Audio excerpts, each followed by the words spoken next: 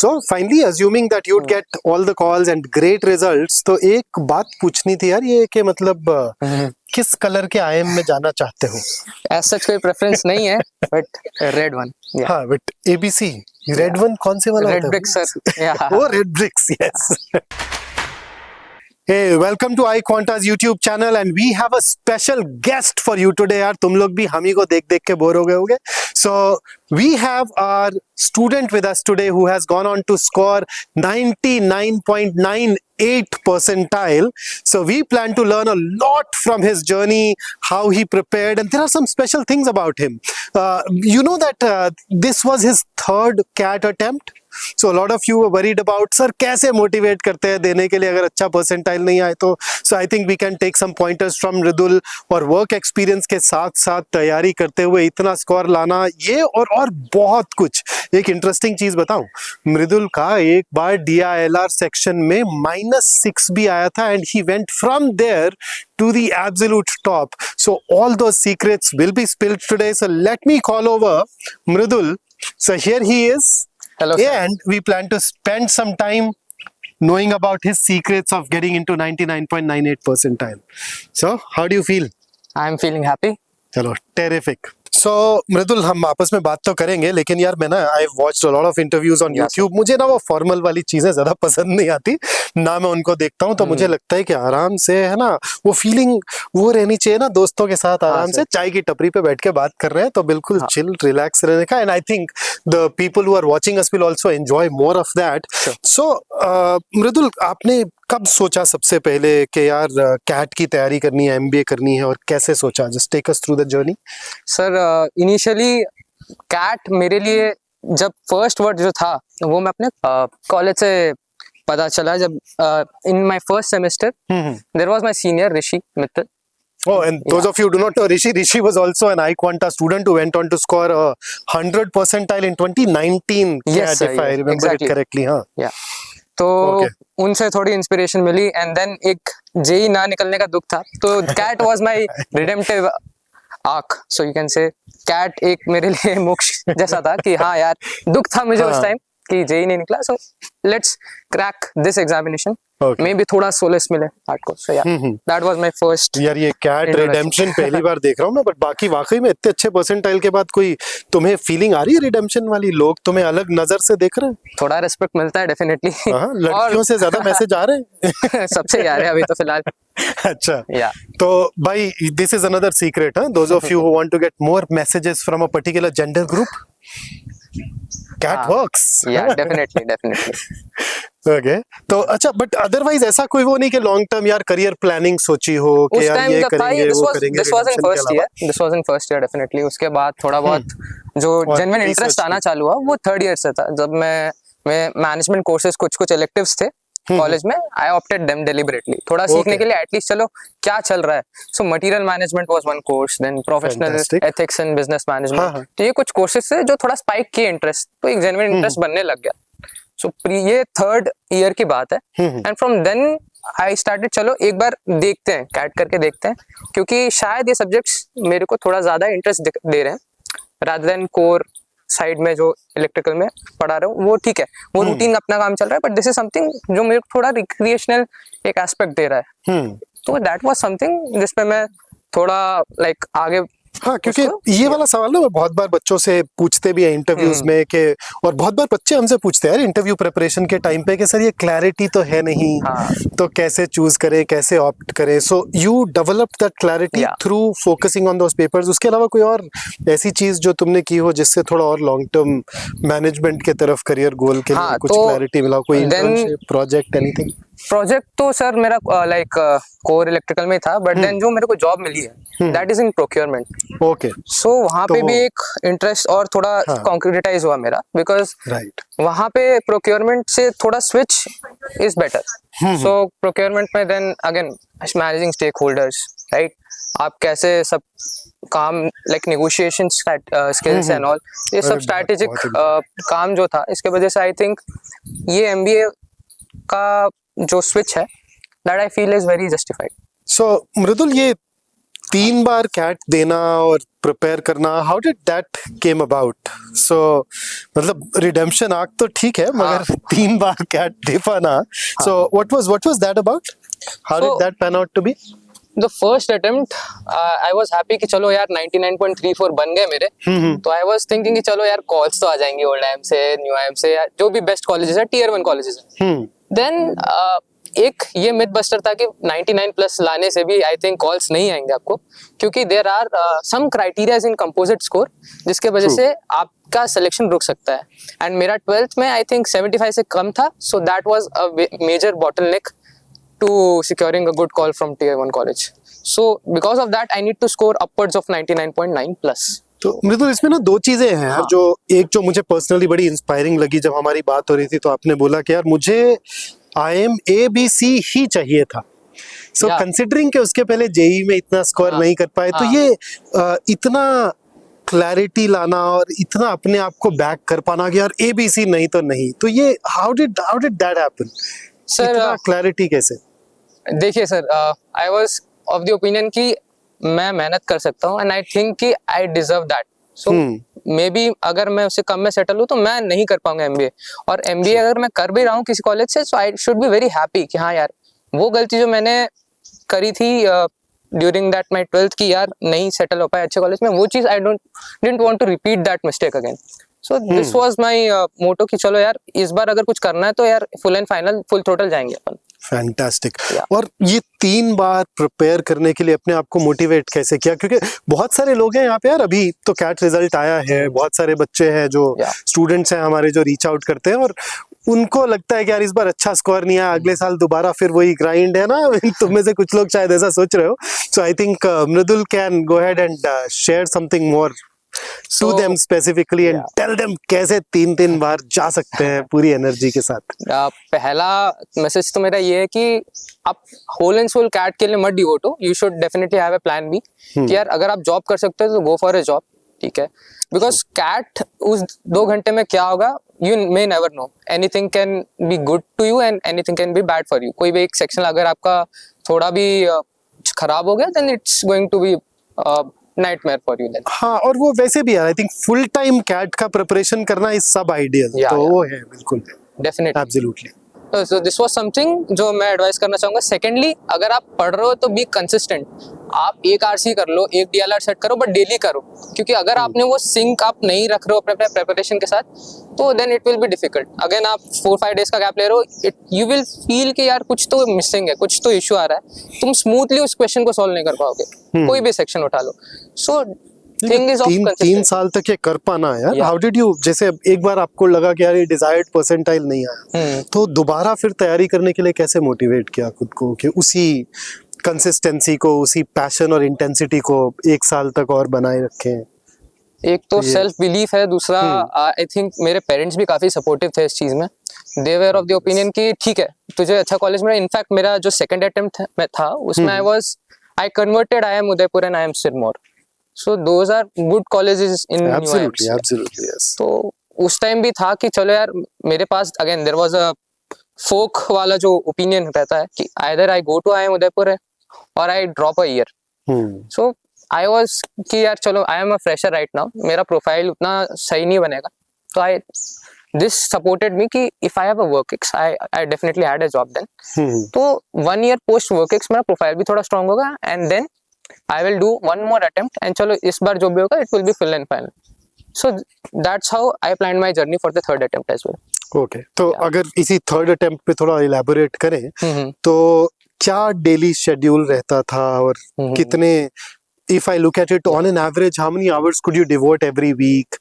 किस तरह से उसको break down किया across the sections? If you can tell us more about that. पहली बात तो I was very consistent about my sections, ठीक है? तो बस में I used to solve quants, ठीक है? क्वांट्स का मेरा ये बेसिकली बहुत सारे लोग बोलते हैं ना काम के साथ कॉलेज के साथ कैसे तैयारी करें। He practically had 11 hours of his day definitely went towards his job, और उसी में कम्यूट में बस में जब जा रहा था ये तो he went ahead and put that. So बस में क्वांट तो कितना क्वेश्चंस कर पा रहे थे यार वहां? सी मेरा commutation time was 1 hour 2 and 1 hour 4, so 2 hours I had. So 2 hours में I used to target 20 questions. So again ये लग रहा होगा 2 आवर्स में 20 क्यों कर रहा है, इतना कम क्यों कर रहा है. इट्स नॉट कि वो 20 क्वेश्चंस के मैं ऑल्टरनेट सोल्यूशन सोचता था, बिकॉज स्टैंडर्ड सोल्यूशन सबको आता है, right. So I was also part of iQuanta doubt solving community. So जो भी डाउट्स आते थे मेरे साथ, मेरे पीयर्स के, मेरे बैचमेट्स के, तो I used to solve them. तो इसमें although on paper I am solving 20, but I am actually viewing 50 questions a day. So in 50 questions में 20 के मैं alternate solutions बना रहा हूँ. That is something जिसके वजह से मेरा quant थोड़ा और develop हो रहा था. Already I was good at quants, but then this is something कि एक talented बंदे को भी practice करना पड़ता है. True. Yeah. else वो पिच पे परफॉर्म नहीं करेगा. विराट कोहली, रोहित शर्मा भी हो तो भी नेट्स में तो जाना ही पड़ेगा. और तुम देख रहे हो आई क्वांटा डाउट्स कम्युनिटी में कैसे कैसे लोग तुम्हारे डाउट सॉल्व कर रहे हैं. और बी स्कूल से भी करेगा ना बीच में, बस में जब भी होगा तो ट्राई करूंगा डेफिनेटली. ऑफ कोर्स वहां चीजें बहुत हेक्टिक हो जाती है, but he has been one of the top contributors to our community. And I am sure, हाँ मतलब अब शायद रोज के 20 तो नहीं कर पाएगा, बट अगर 2 भी किए तो I am sure he be there to guide you as well in your journey ahead. और if I remember it correctly यार, DILR के सेक्शन में एक बार -6 आया. हाँ, और वहां से अभी क्या परसेंटाइल है तुम्हारा DILR में? अभी मेरा रॉ स्कोर इस अटेम्प्ट में था 53 and my percentile was 99.98.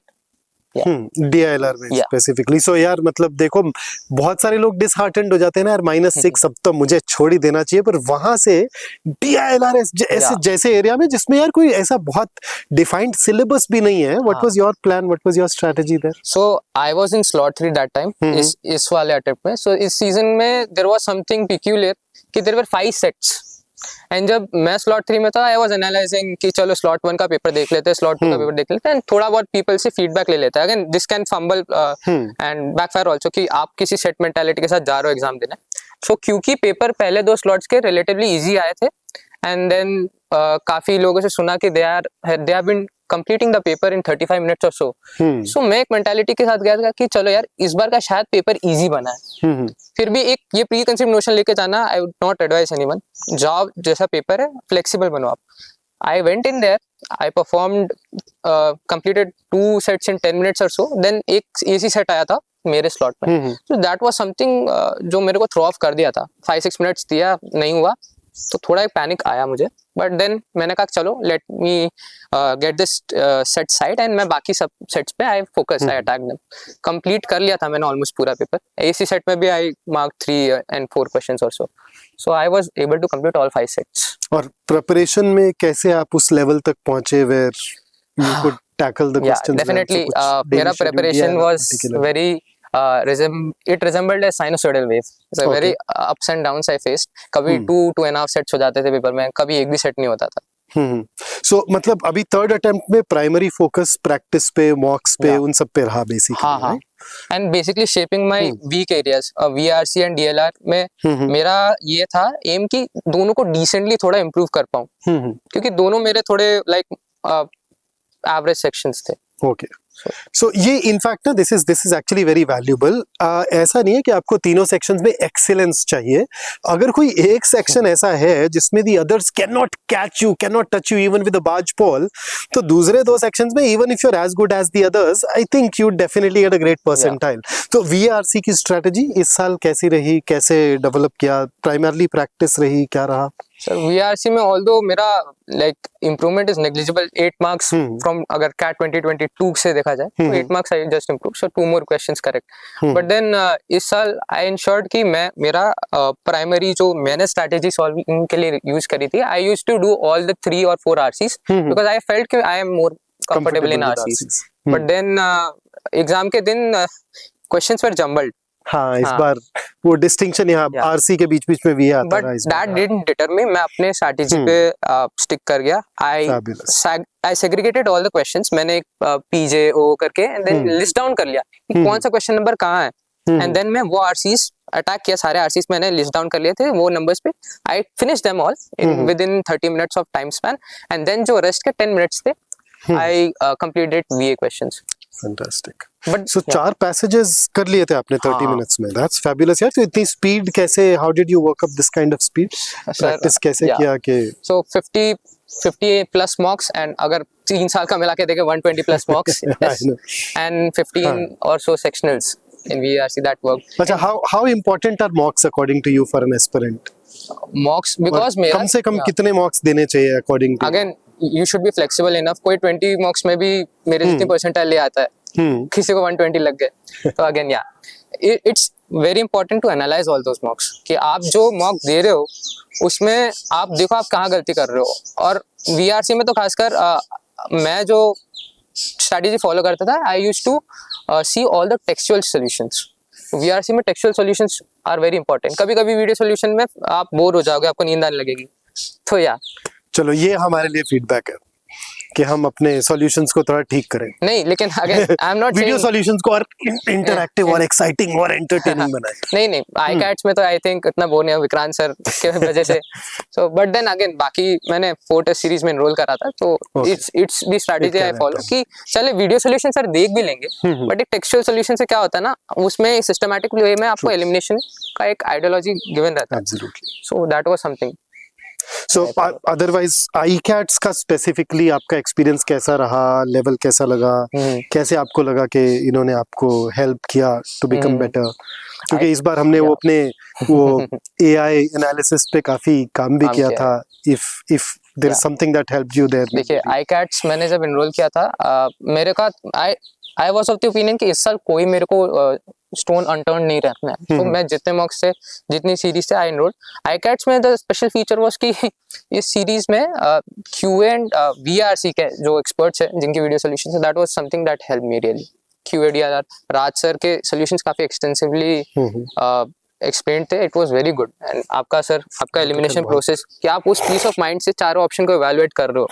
Although exam में उस चीज को एमुलेट करना इज वेरी टफ क्योंकि टाइम का एक कंस्ट्रेंट रहता है. टाइम कंस्ट्रेंट भी है, प्रेशर भी है, आई अंडरस्टैंड. बट वो पीस ऑफ माइंड थोड़ा हेल्प करता है. प्लस आप जो ऑप्शंस को आउटराइटली एलिमिनेट नहीं कर रहे थे ना, you were playing with the options, you were actually competing all the options. हाँ, क्योंकि I think unlike an area like quant DILR where you can have absolute answers, English में ना वो perfect answer हो सकता हो ही नहीं. तो you compare and pick up the best one of the lot. Comparison of the options and then choosing the best one and not outrightly eliminating any option. कि अब अपना bias रहता है कि हम ये option पे अड़े रहेंगे तो that can falter. True.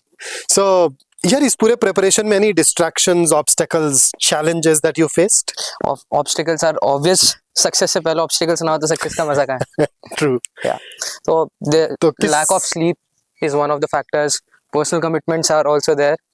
So then friends भी थे सपोर्ट करने के लिए. There were some mocks जिसके वजह से काफी डाउन फील करता था. लगता था सेकंड थिंकिंग में आ जाते ना लोग कि यार वापस से अटेम्प्ट दे रहा है. इस साल लास्ट टाइम तो उदयपुर कन्वर्ट हुआ था, इस बार कुछ होगा कि नहीं होगा. True. So there were some things जिसपे थोड़ा फिर वही है.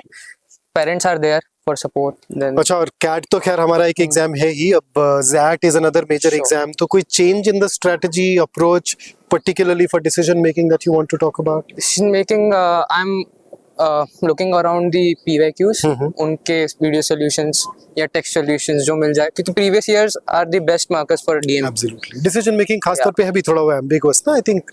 उसका replica banana is also tough. Yeah. True. तो जो exact questions है हमारे पास, उसको बाइबल की तरह consider करके let's solve them. वो कर रहा हूँ सर. एंड डीएम के अलावा VLR इज समथिंग जिसमें थोड़ा ग्रामर आ गया. And then there is vocab also. थोड़ा बहुत वोकैब, सब रूल है, होमोनिम्स वगैरह. बट देन बेसिक्स अपना again RC and then VA questions. अच्छा, अभी काफी सारे ऐसे लोग भी हमें देखेंगे जो कैट 25 की प्रिपरेशन कर रहे हैं. तो सोचिए अभी we are almost in January. So if somebody who is a beginner in the CAT world and is starting his preparation in January, तो अगर if you can tell them how their daily schedule be at least for the first month और so, किस किस तरह से time अलग अलग sections को एलोकेट करें, क्या रिसोर्सेज टैप करें, then they can actually benefit from your insights. Then so first of all CAT exam के बारे में खुद से थोड़ा एक्सप्लोर करना चाहिए. जैसे अब लेटेस्ट पेपर आया 2024 का, सो आई वुड सजेस्ट कि जो भी एस्पिरेंट्स है, fellow aspirants, go through the paper. एक बार ट्राई करो उसको बिना टाइम मैनर के सॉल्व करने का. देखो कौन सा सेक्शन तुम्हारा फेमिलियर है, which is the one section which can be your strength area, जिसमें तुम वीक लग रहे हो. You can try to concretize your plan कि तुम उस सेक्शन को कैसे अपना स्ट्रेंथ जोन बनाओगे. Absolutely. So just to add to it यार, वो वीक का बेसिकली मतलब सिर्फ इतना होता है कि तुम्हें दूसरे लोगों के कंपैरिजन में उसमें ज्यादा एफर्ट देने की जरूरत है। तो ऐसा नहीं है कि तुम्हें वो वाला मॉड्यूल फिट करके नहीं भेजा गया ऊपर से, जस्ट रिक्वायर एफर्ट। अब जैसे मेरा एग्जांपल ले लो, मेरा डीएलआर में -6 या -6 दो लास्ट के अटेम्प्ट्स की बात कर लेते हैं, 17 मार्क्स थे, so it was just one set or something, but this time तो ये रोज तीनों सेक्शंस करने बहुत बारी सवाल आता है, रोज तीनों सेक्शन करें कैसे करें, so how do you break it down there? अगर आपके पास टाइम ज्यादा है, आपके पास बैंडविड्थ अवेलेबल है, गो फॉर ऑल 3 सेक्शंस, क्योंकि तीनों का regular practice is the key. True. क्योंकि क्या होता है, जैसे मेरा एक वीक पॉइंट भी था, स्ट्रॉन्ग पॉइंट भी था, मेरा क्वांट्स अच्छा था, तो मेरा ये हो गया कि मैं क्वांट्स ही करते रहूंगा। ट्रू। एंड मैं वीआरसी एंड डीएलआर को साइडलाइन कर दिया। ये एक्चुअली ना एक टाइम मैनेजमेंट वाले सेशन में मैं कई बार लोगों को बताता हूँ कि put the big rocks in first.